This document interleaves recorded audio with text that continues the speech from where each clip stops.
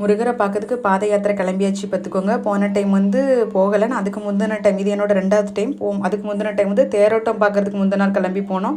So தேரோட்டம் பார்க்குற மாதிரி போனோம் பார்த்துக்கோங்க. ஃபஸ்ட் டைம் எனக்கு முடியல தான், ஆனால் கொஞ்சம் கால்வலி மாத்திரை போட்டு அந்த மாதிரி நடந்துட்டேன்.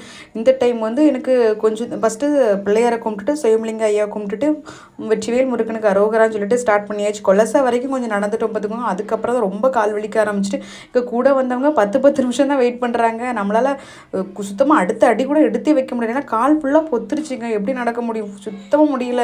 என்ன பண்ணுறதுன்னு தெரியல. ஆப்ஷனே இல்லாமல் தான் இருந்தேன். இருந்தாலும் முருகர் மேலே பாரத்தை போட்டுட்டு சொன்னாங்க, முருகர் மேலே பாரத்தை போட்டு நடந்துடலாம்னு சொன்னாங்க. அதனால் அவர் மேலே பாரத்தை போட்டு நடந்து வந்துட்டோம் பார்த்துக்கோங்க. போகிற வழியில் அன்னதானம் கொடுத்தாங்க. அதுவும் வாங்கி சாப்பிட்டுட்டு கொஞ்ச நேரம் உட்காந்துருந்தோம். இதுதான் வந்து கொலச பக்கத்தில் இருக்க தெர்மல் பவர் பிளான் பார்த்துக்கோங்க. அதில் கொஞ்சம் நேரம் உட்காந்துருந்தோம். கால் வலிக்குன்னு சொல்லிட்டு எப்படியோ கொஞ்சம் நேரம் நின்று ஆனால் கொஞ்சம் டிலே ஆகிட்டு பார்த்துக்கோங்க. போகிறதுக்கு போய் சாமி கும்பிட்டோம் பார்த்துக்கோங்க. போனோம். அப்போ தான் என் தம்பி கால் பண்ணி கேட்டேன், சப்பரம் எங்கே நிற்கின்னு கேட்டேன். அவன் சொன்னால் சிவன் கோவில் பக்கத்தில் நிற்கி, கொஞ்சம் சீக்கிரம் டைம் ஆகிட்டு சப்பரம் இப்போ உள்ளே போயிடும் அப்படின்னு சொன்னான். சரி ஓகே போயிடலான்னு சொல்லிட்டு கொஞ்சம், ஆனால் திருச்செந்தூர் வரைக்கும் நடந்துட்டோங்க. அதுக்கு உள்ளே தான் சுத்தமாக கால் நடக்கவே முடியல. அது அந்த கடைசி 5 நிமிஷம் நடக்க முடியல பார்த்துக்கோங்க.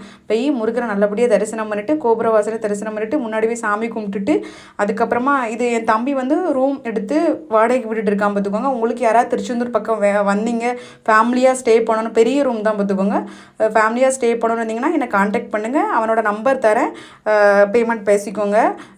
ஆனால் வீடு ரொம்ப ப்ரைவசியாக இருக்கும். தண்ணி நல்லா தண்ணி பார்த்துக்கோங்க, குளிக்கிறதுக்கு எல்லாமே. இதுதான் அந்த வீடு பார்த்துக்கோங்க. நாங்கள் கொஞ்ச நேரம் ஸ்டே பண்ணிவிட்டு காலையிலே ஹஸ்பண்டுக்கு வேலை இருந்ததுனால நாங்கள் வந்து வீட்டுக்கு கிளம்பிட்டோம் பார்த்துக்கோங்க.